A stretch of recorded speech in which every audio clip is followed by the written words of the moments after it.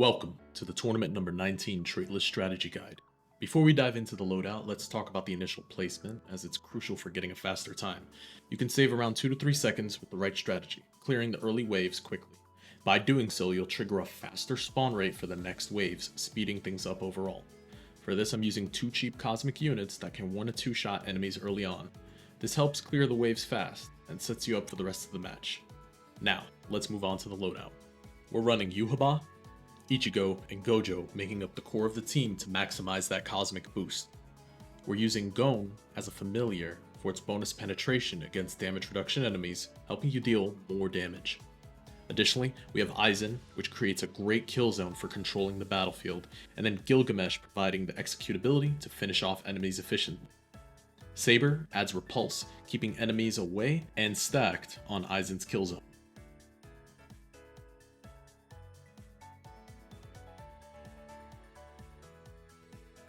At this point, I'm prioritizing on placing the Aizens. You can get 2 on that lane and 1 in between them, so this way you can maximize that damage.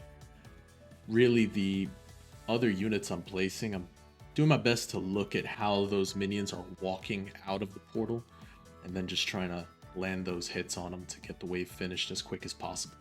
You don't want them to be on cooldown right away, so you want to have that initial strike be one that either kills them or gets the wave moving.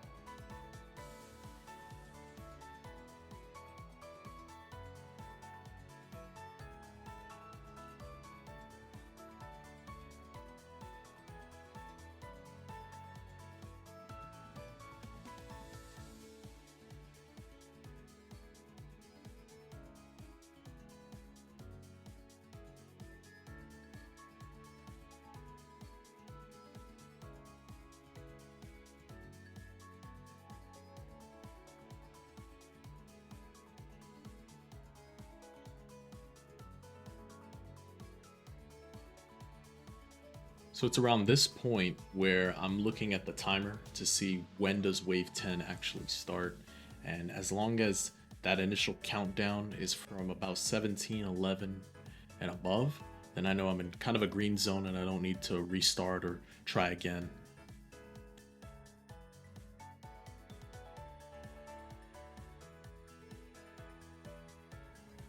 So one trick when using Yhwach is that his ability weakens enemy only within his range when activated. So to make the most of this, it's best to use Yhwach's ability outside of Aizen's range, since they both deal a lot of damage. So that's why we're focusing on placing everything towards one side, and you'll see me upgrade all 3 units just 1 level before max. This mainly is to make sure that I'm happy with their positions and setup, and once I confirm, I'll commit by upgrading and using their abilities, but without overlapping with the Aizen's area to avoid reducing his damage.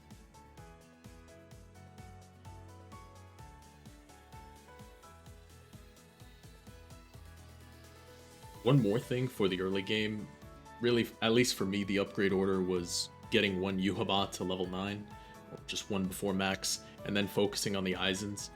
I do want always 1 Aizen to have Dabo 81 ready to go, especially for the bosses. You'll see I'll be able to shred them down, but I will say there were many times during these runs for the tournament where you just miss it because one of these bosses is just way too fast. They'll just take off at 4 times speed if you're just not paying attention. So there's that.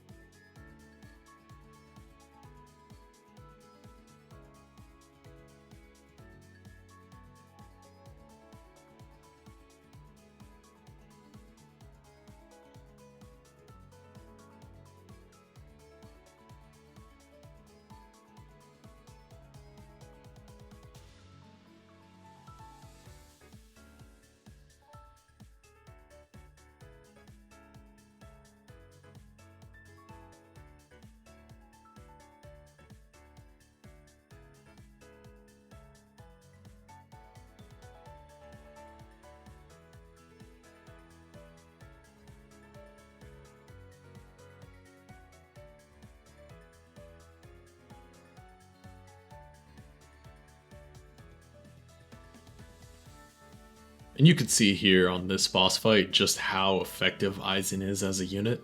Just dealing all that damage per second stacked up on enemies like that, it's a lot. So this is a must-have unit. It's not easy to try to find some sort of replacement for Aizen, I would say, especially for all these tournaments coming up. The spawn kill is just too strong with him.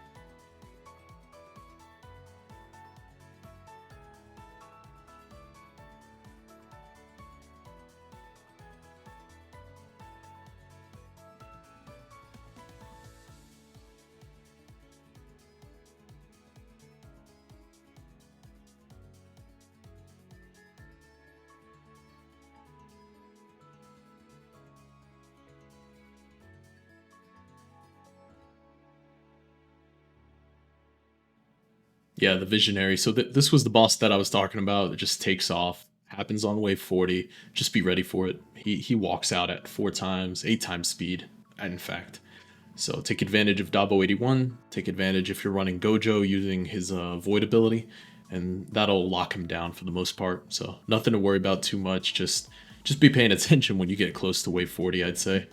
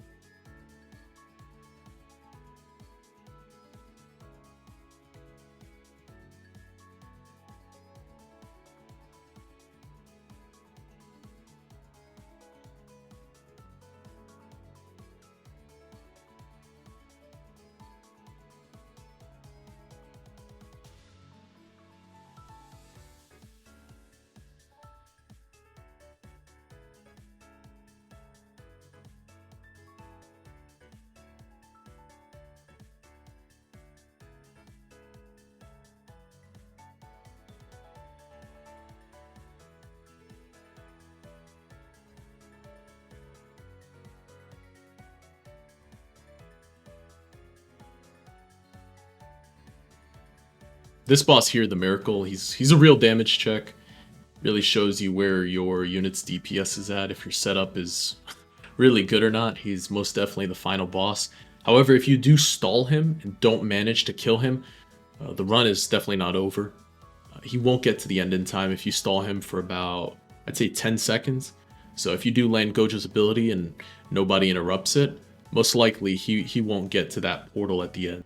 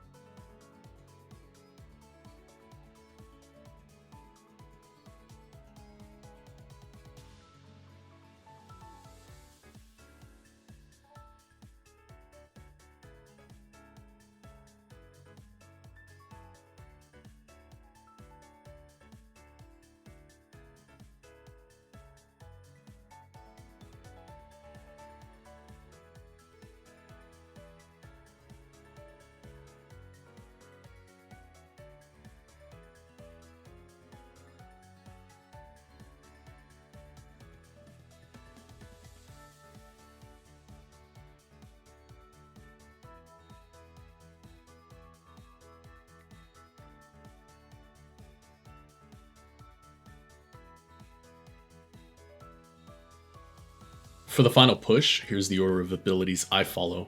Gojo at the 25-second mark, Dabo 81 at the 16-second mark, and then I drop Excaliburs and Gilgamesh, and finally the 2 Ichigo nukes at the end to wrap up the run.